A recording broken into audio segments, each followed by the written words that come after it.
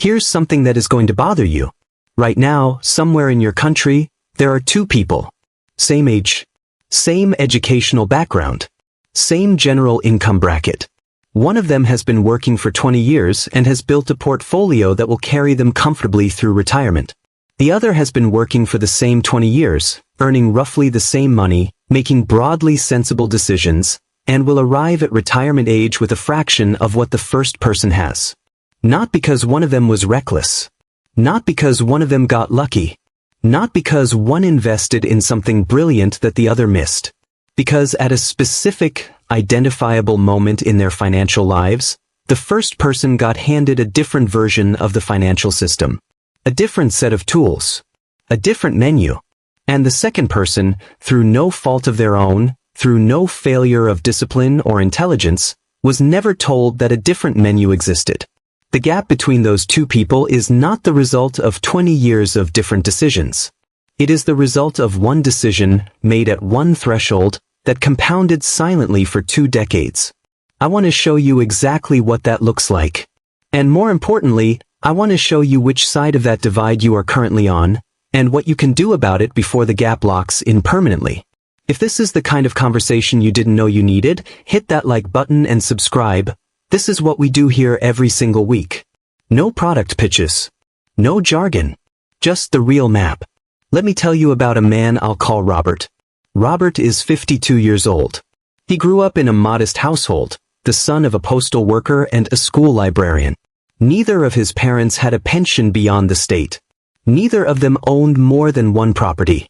They were not poor by any means. They were the kind of family where bills got paid, food was always on the table, and holidays were taken in a caravan park 2 hours from home. But wealth, real, structural, generational wealth, was not part of the vocabulary. Robert did what you're supposed to do. He studied hard, got a degree, built a career in operations management at a mid-sized manufacturing company. By his early 40s, he was earning a very solid income, around $95,000 a year. He contributed to his workplace pension from day one. He opened an investment account in his mid-30s after reading a book about personal finance. He increased his contributions when he got raises. He didn't panic sell when markets fell. He was, by any objective measure, a financially responsible person doing the right things. Last year, at 52, Robert sat down with a new financial advisor, his third in 20 years, and discovered something that genuinely shook him. Not that he had done something wrong. He hadn't. Not that he had been scammed. He hadn't been. What he discovered was that for the better part of 15 years, he had been operating inside a version of the financial system that was charging him significantly more than it needed to, offering him significantly less than was available, and that the difference between what he had built and what he could have built, had someone simply explained the architecture to him at the right moment, was measured not in thousands of dollars but in the low hundreds of thousands. He hadn't been cheated. The fees he'd paid were disclosed, buried in documentation, but disclosed. The investments he'd been offered were legitimate. His advisors had been pleasant and professional. The system had simply been working exactly the way the system is designed to work. Which is to say, in the interest of the institution first, and the client second. Robert's story is not unusual. It is, in fact, almost the default experience for people who do the right things financially but never get shown the full picture of how the architecture actually works. Today, I'm going to show you that picture. The central idea I want you to carry through this entire video, and I'm going to come back to it several times, and each time it's going to feel slightly more pointed, is this. The financial system is not one system. It is 3. And the version you have access to at any given moment is determined almost entirely by a single number, the total value of your investable assets. I want you to imagine something. Imagine you walk into a restaurant. Nice place. Good reputation. You sit down, a waiter brings you a menu, you look at your options, you make a decision, and you eat. You enjoy the meal. You leave satisfied. What you didn't know, what nobody mentioned as you walked through the door, is that this restaurant has a second menu. It isn't a better version of the first one. It's a fundamentally different document. Different ingredients. Different preparations. Different price points that are, counterintuitively, often lower because the margin is made up in volume. The second menu is only produced when the waiter assesses, based on a specific criterion, that you qualify to see it. And above that, there is a third menu. The people on the second menu don't know it exists either. Now here's the thing that will keep you up at night once you really understand it. The gap between eating from menu 1 your entire life and eating from menu 2 for even a decade is not measured in the quality of your dining experience. It is measured in hundreds of thousands, sometimes over $1 million in wealth you either built or didn't build, from the same starting amount of money, in the same markets, over the same period of time. Not because of different investments. Not because of different risk tolerance. Because of different tools. Different fee structures. Different access. Different mechanics that are entirely legal, widely used by people at the relevant asset level, and essentially invisible to everyone below it. I call this the hidden menu problem. And in a few minutes I'm going to show you the specific point at which the first menu becomes the second, and what crossing that threshold actually unlocks. But first, I need to show you the most expensive quiet mistake that most people are currently making without knowing it. Because until you understand what this mistake actually costs, the numbers I'm about to show you won't land with the weight they deserve. Let's talk about fees. And I want to be specific about this, because the way most people think about fees is fundamentally wrong, and that misunderstanding is exactly how the system gets away with the cost. When someone pays a 1% annual advisory fee on their investment account, most people think, 1%. That's not much. That's basically nothing. $1,000 on every $100,000. A coffee a week. And against the background noise of daily life, that framing makes it feel almost inconsequential. Here's the right way to think about a fee. Not as a recurring annual cost. As a compound subtraction from your final wealth. Let me show you exactly what I mean. Imagine a 44-year-old, let's call him Thomas. He has built up $380,000 in investable assets. Solid. 20 years of steady contributions, modest lifestyle, sensible decisions. His money is being managed by a reputable regional firm. The annual fee is 1.15%. He has looked at what other firms charge, he's seen numbers higher than that, and 1.15% feels like the market rate, possibly even slightly below it. He's comfortable. Now let's run the actual numbers. $380,000 invested at a 7% average annual return over the next 20 years with zero fees grows to approximately $1.47 million. With a 1.15% annual fee, a net annual return of 5.85%, that same $380,000 grows to approximately $1.13 million. The fee did not cost Thomas approximately $4,370 a year. That is the cash transfer. That is the surface cost. The real cost, in wealth he will simply never possess, is approximately $340,000. Over 20 years from the same starting point, in the same markets. Thomas does not know this. He has never been presented with this number. Why would the institution present it? The institution's entire business model depends on Thomas thinking of the fee as a small recurring service charge rather than as a compound tax on his lifetime financial outcome. Now here is the thing that changes when you understand the hidden menu. That same $380,000 with a fee of 0.25%, which is achievable at Thomas's asset level if you know it is achievable and you ask for it explicitly, grows to approximately $1.42 million over the same period. The difference between 1.15% and 0.25%? Roughly $290,000 in additional wealth. From the same money. The same markets. The same 20 years. One number. And here is the part that will frustrate you most. Fee negotiation is possible. It is not a secret among the people who know about it. The fee your advisor or platform quotes you is not a fixed price. It is a starting position. At the right asset level, with the right kind of advisor, specifically a fee-only fiduciary, someone who is legally obligated to act in your interest rather than being paid a commission to sell you products, the advisory rate is negotiable. Directly. Explicitly. In the first meeting if you know to ask.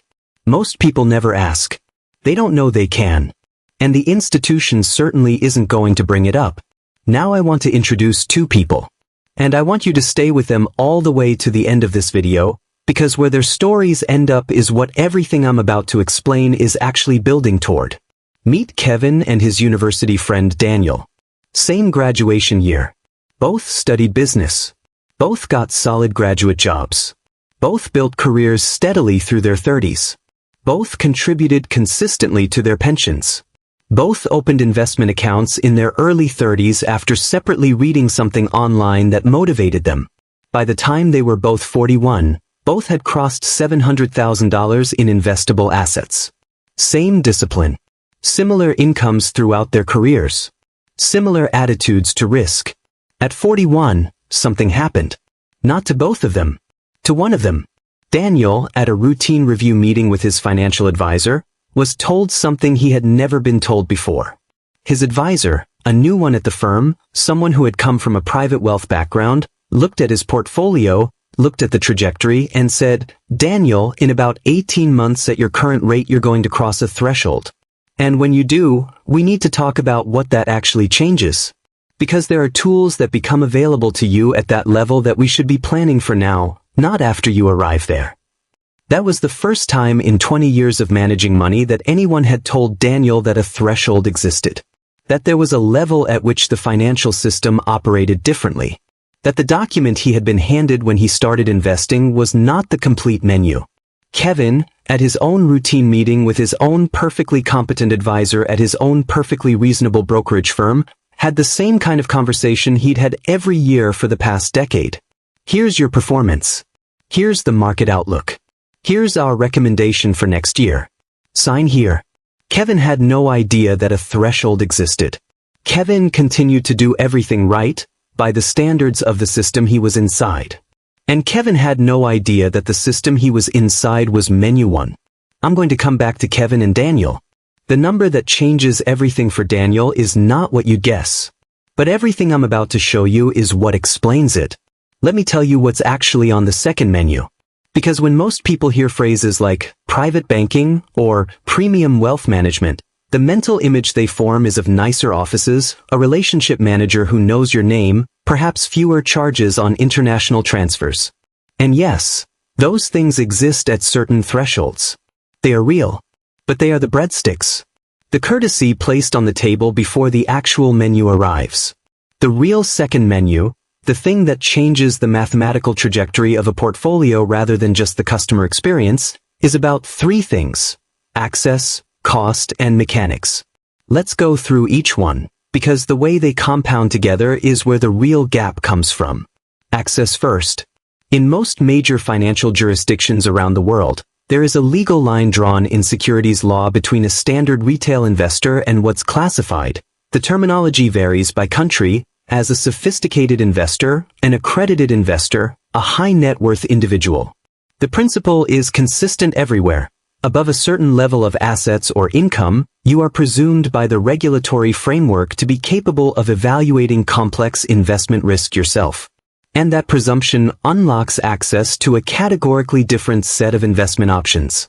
We are talking about private equity funds, private credit, real estate syndications where institutional capital participates, direct lending vehicles. These are not exotic or niche asset classes. Private equity globally represents dozens of trillions of dollars.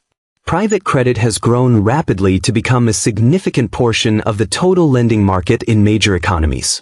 These are real, large, established asset classes, and their historical return profiles, particularly in top-performing segments, have been meaningfully higher than comparable public market exposure over long periods. The retail investor is legally excluded from most of this. Not because the investment is too dangerous for them specifically, because the law draws a line at a specific net worth figure and says, below this, you need the protection of restricted access.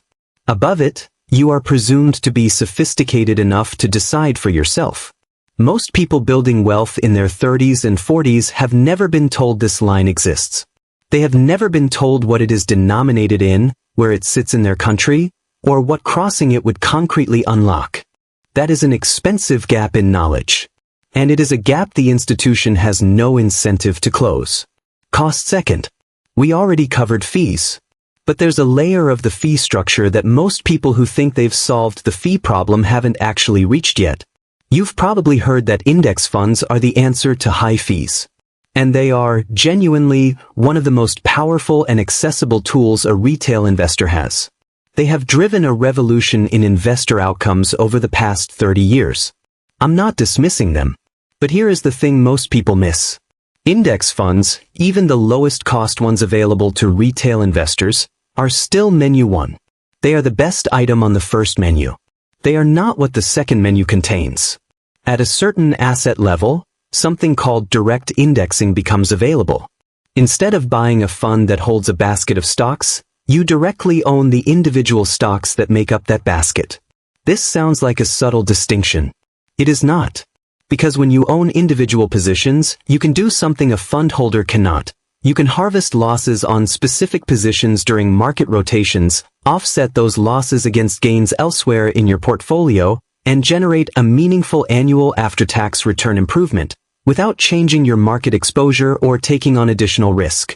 The money you would have paid in tax instead stays in your portfolio and compounds. The annual improvement from this strategy, documented by major institutions that have studied it, runs to approximately 0.75% to over 1% in additional after-tax annual return. On a significant portfolio, that compounds into a very large number over a decade. And it is inaccessible to the retail investor, not because it's illegal for them, but because the minimum account size required to implement it meaningfully sits above a threshold most retail investors haven't crossed. Same market. Same underlying investments. Different tools. Different outcomes. Mechanics third. And this is the one that, once you properly understand it, rewires how you think about wealthy people and the choices they appear to make. Here is a question that might seem strange at first. Why do genuinely wealthy people with very significant asset portfolios, sometimes carry debt? Why do people who could easily pay cash for something instead borrow money to acquire it? The answer is not that they're reckless. The answer is a specific and entirely legal strategy that sits at the intersection of how investment gains are taxed and how borrowing is treated under the tax code. When you sell an investment that has risen in value, you create a taxable event. Capital gains tax applies. In most jurisdictions, this can run anywhere from 15% to over 30% depending on the size of the gain, how long you held the asset, and your overall income picture. The moment of sale is the moment the tax bill is triggered. But here is what changes above a certain asset level. Banks will lend money against an investment portfolio without requiring you to sell anything. Your investments stay in place. They continue to grow. The bank uses them as collateral and lends you liquid cash against that collateral. The cash you receive is a loan. Loan proceeds, in virtually every tax jurisdiction, are not income. They are not a taxable event in any form. So the person with substantial assets can access the value of their portfolio, for living costs, for opportunities, for liquidity needs, without triggering the tax that selling would generate. The assets continue to compound. The loan sits against them. The interest on the loan is paid from income or reinvestment. And in many jurisdictions, the way inherited assets are treated means that in some circumstances, that embedded gain is never taxed at all. It resets when assets pass to heirs. The result is this. Someone who has built a portfolio of several $1 million over 20 years can live on the value of that portfolio for decades without ever selling an appreciating asset, without ever triggering a capital gains bill, and without ever paying tax on what is functionally their investment income. Now, does this strategy work at any asset level? The economics only make sense once you've built enough that the cost of borrowing is outweighed by the tax benefit of not selling. Below that level, which sits somewhere in the hundreds of thousands of dollars, the strategy exists technically, but the numbers don't work. Above it, the numbers work very well indeed. And above a higher level still, banks compete for the opportunity to offer this lending to you, because at that scale, the interest income is a meaningful revenue line for them. This is not a loophole. It is a predictable, logical consequence of how the tax code interacts with secured lending. It is used routinely by people at the relevant asset level. And the vast majority of people who spend their lives below that level have no idea it exists. Here's where I want to check in with you directly. If you've been watching this and thinking, "I'd never heard any of this before today," that is exactly the right reaction. And I want to ask you something genuinely. Where are you in this picture right now? How far along are you in building toward these thresholds? Drop a comment and tell me where you're watching from, your country, your city. And if you're comfortable sharing, tell me roughly where you are on the journey, just getting started, building steadily in the middle years, or approaching one of the thresholds we've been talking about. I read every single comment, and the answers genuinely shape what we cover next. Let me now make this land in a way that connects to where a lot of people watching this actually are in their financial lives. Let's say you are 39 years old. You have been disciplined since your mid-20s. You contribute to your workplace pension and have done since year one. You have a separate investment account that you've been adding to since about 32. You own your home and have been paying the mortgage down. Your total investable assets, excluding the property, sit at somewhere between $350,000 and $480,000. You are doing well. You are in a significantly better position than the majority of people your age. By every conventional metric, you are on track. And here is what your financial life actually looks like inside the system. You are on menu 1. Your fee structure, across your pension provider, your investment account, the underlying funds, is probably running you somewhere between 0.7% and 1.3% annually. You are invested in a solid, sensible portfolio of diversified index funds or managed funds that are performing reasonably. You have a good advisor or a good platform. Nothing is wrong. But the tools above the first threshold, the fee compression, the direct indexing, the access to higher yield private market vehicles, the borrowing mechanics, are not available to you yet. Not because you're not capable of using them, because you haven't crossed the number. Now trace this forward 12 years. Between consistent contributions and the compounding you've already set in motion, let's say by age 51 you've crossed $800,000 in investable assets. You're approaching the threshold. And this is the moment that matters most, not when you cross it, but in the year or two before you do. If you know the threshold is coming, if you've been told that a different menu exists and you've been told what crossing it unlocks, you arrive at the conversation prepared. You know which fee negotiation to initiate. You know which advisor type to be working with. You know the questions to ask that most clients at your level never think to ask. You arrive at the threshold with intent. If you didn't know the threshold existed, if you're Kevin, not Daniel, you cross it without realizing anything has changed. You keep doing what you were doing. Your advisor doesn't raise it, because your advisor either doesn't operate at the level that makes raising it natural, or because the conversation would create more work for the institution than it generates in fees. And the tools that the threshold just unlocked sit available but unaccessed, like a door that has been opened but never walked through. The compounding cost of that missed window, the difference between someone who activates the second menu at the threshold and someone who crosses it without knowing, runs into the low hundreds of thousands of dollars over the following decade. From identical starting points. In identical markets. Let me put a real number to this, because I think the abstract has gone on long enough. Take two people. Both 47 years old. Both have just crossed $900,000 in investable assets, split, let's say, approximately 2/3 in a taxable account and 1/3 in retirement accounts. Both have been paying approximately 0.85% in total annual fees. Both have solid index-based portfolios. Person A, let's call her Sarah, doesn't know the threshold has significance. She continues as she has been. Same fee structure. Same portfolio approach. Same advisor relationship. But disciplined. Unremarkable in the best possible sense. Person B, let's call her Grace, has been told the map. In the year before she crossed $900,000, she moved to a fee-only fiduciary and negotiated her advisory fee down to 0.3%. She restructured the taxable portion of her portfolio into a direct indexing approach, harvesting an additional estimated 0.85% per year in after-tax return improvement. She allocated a portion, modest, appropriate to her risk profile, to private credit vehicles that became accessible at her asset level, generating return meaningfully above what her previous bond allocation had produced. Now trace them both to age 65. 18 years. Sarah, at 0.85% fees and a standard index return of 7% gross, sees her $900,000 grow to approximately $2.6 million, with continued contributions factored in. Grace, at 0.3% fees and an effective net return improved by approximately 0.9% through direct indexing tax efficiency, plus the improved allocation, approximately $3.2 million at 65. The difference is $600,000. Not from taking on more risk. Not from finding better stocks.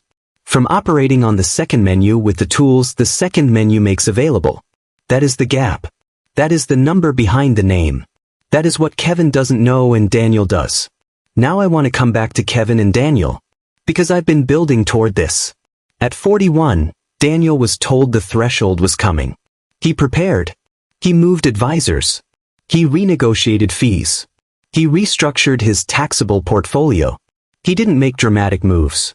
He didn't change his investment philosophy. He simply ensured that when he crossed the threshold, he was positioned to extract the full value of what crossing it made available. Kevin, in the same period, kept doing what he was doing. Nothing wrong. Everything correct by the standards of Menu 1. He increased his contributions when he could. He stayed invested through the market volatility that hit in his mid-40s. He made sensible, responsible decisions. The fork in their paths wasn't a dramatic event. There was no moment where Kevin chose poorly and Daniel chose wisely. There was a moment where Daniel was shown the map and Kevin wasn't. And from that moment forward, quietly and invisibly, their financial trajectories began to diverge. By 58, both are still working. Both have been diligent for 3 decades. Kevin has a portfolio worth approximately $1.9 million. Genuinely respectable. By almost any measure, he is in the top tier of people his age in terms of financial position. He should legitimately feel proud of what he has built. Daniel is at $2.7 million. The $800,000 difference didn't come from a hot stock pick. It didn't come from a lucky break. It came from fee compression compounding over 17 years. From tax efficiency accumulating annually without drama. From access to return streams that weren't available to Kevin because Kevin didn't know to ask for them. The system never told Kevin the other menu existed. And because Kevin didn't know to ask for it, the system never had a reason to bring it out. Let me be honest with you about something. I've just spent the last 20 minutes walking you through a picture of the financial system that might feel either empowering or slightly infuriating, depending on your personality. Maybe both. That is the appropriate response. But I want to be careful here about what I'm actually saying and what I'm not. I'm not saying the financial system is broken or corrupt or operating in bad faith. The institutions operating at each tier are doing exactly what institutions do. They serve the business model that makes sense for them. At each threshold, the menu changes because it makes commercial sense for it to change. The institution isn't withholding the second menu out of malice. It's withholding it because until you've crossed the threshold, the economics of offering it to you don't work for them. What I am saying is that the gap between the menus is real, it is large, and it compounds in ways that are almost impossible to fully recover from once you've spent a decade or more on the wrong one without realizing there was another option. And the single most important thing you can do about it is understand the architecture before you arrive at the threshold, not after. The people who extract the most from crossing these financial thresholds are the people who plan toward them, who knew what the threshold was, what it unlocked, and what questions to initiate the moment they got there. The people who arrive by accident, who cross the threshold and spend a year or two figuring out what changed, extract a fraction of what the threshold makes available. So let me make this practical. Because the feeling of being informed but not knowing what to do with the information is its own kind of frustration. Here is what the map actually looks like, in terms of where the thresholds sit and what they unlock. The first meaningful threshold, the one where fees become genuinely negotiable, where a fee-only fiduciary advisor starts to make economic sense as a relationship, where the conversation about your financial architecture can meaningfully begin, sits somewhere in the range of $250,000 to $500,000 in investable assets, depending on your jurisdiction and your advisor. At this level, if you are paying more than approximately 0.5% in total advisory fees and you know to ask, you can negotiate it down. That is the first conversation worth having. The second threshold, the one where the investment categories change structurally, where direct indexing becomes meaningful, where the sophisticated investor designation in your jurisdiction unlocks different options, sits at approximately $1 million in investable assets. This is the threshold Daniel was told about. This is the threshold Kevin crossed without recognizing its significance. At $1 million, two conversations need to happen immediately. The first is about direct indexing on any significant taxable account. If your current advisor doesn't raise this proactively when your taxable account reaches sufficient size, that tells you something important about whether they are operating at the tier your situation requires. The second conversation is about the borrowing mechanics we discussed. Not necessarily to use them right away, but to understand what is available, what the terms look like, and under what circumstances they make sense. The third threshold, the one where the document changes from product selection to product creation, sits much higher. It's not relevant to the majority of people watching this right now, but it's worth knowing it exists and that it explains why people at that level appear to operate in a financially different universe from everyone below it. Because they are. Not because they made different investments. Because they crossed a different threshold. And a different threshold means a different menu. Here is the most honest thing I can tell you about all of this. The system will eventually offer you a better menu on its own schedule. Once you have crossed a threshold, once you have enough money that the institution's economics make it worthwhile, the institution will initiate the upgrade. The call will come. The better conversation will be offered. The other document will appear. But the system will offer it on its own timeline, which is to say, after you have already crossed the threshold, not before. Not with enough lead time for you to plan toward it. Not with enough notice for you to renegotiate the fees you've been paying on the way up. Not while there is still time to restructure the portfolio in a way that changes your outcome before you arrive. The people whose financial outcomes look disproportionately good, whose wealth, at 60, looks larger than you might expect given what you know about their career and their income, are almost never people who made one brilliant investment or took one perfectly timed risk. They are almost always people who understood that the menu changes at certain thresholds, who planned toward those thresholds deliberately, and who walked into the right conversations with the right questions at the right moment. Not because they were smarter, because they had the map. You have the map now. The question is what you do with it. Starting with, do you know precisely what you are currently paying in total annual fees across every account, every pension, every investment vehicle? Not the headline percentage. The actual total, including the underlying fund costs. Most people, if they are honest with themselves, don't know this number exactly. Find it this week. That is the first thing. Not a financial revolution. Not a dramatic restructuring. Just the number. Because you cannot negotiate something you haven't measured. And you cannot measure something you haven't looked for. After that, if you're between $250,000 and $500,000, the conversation about fee compression with a fee-only fiduciary is worth having. Not to upend everything you've built. Just to understand whether you are paying the first quoted price for something that has a negotiated price available. After that, if you are approaching $1 million, understand what that threshold changes in your specific jurisdiction before you cross it, not after. Know what conversations to initiate. Know what questions to ask. Walk through that door prepared. The system will not come looking for you. That is not how the system is built. You have to ask for the other menu. And the asking, it turns out, is almost entirely the hard part. If any part of this landed differently than the financial content you normally watch, I want to hear about it. Leave a comment. Tell me where you're watching from. Tell me what you're going to do differently. Tell me what question this raised that you're going to take to your next financial conversation. I read every single one. If you know someone who has been doing the right things financially for years but has never been shown the full architecture of what they're building inside, share this video with them. Not as a lecture. As a gift. Sometimes the most important thing you can do for someone you care about is hand them a clearer map. Like this video if it added something real to your understanding. Subscribe because we do this every single week. No products being sold, no agenda beyond helping people understand how money actually works.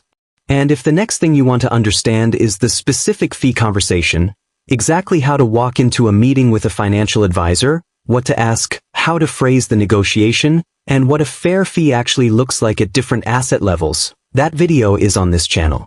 Go watch it next. See you in the comments.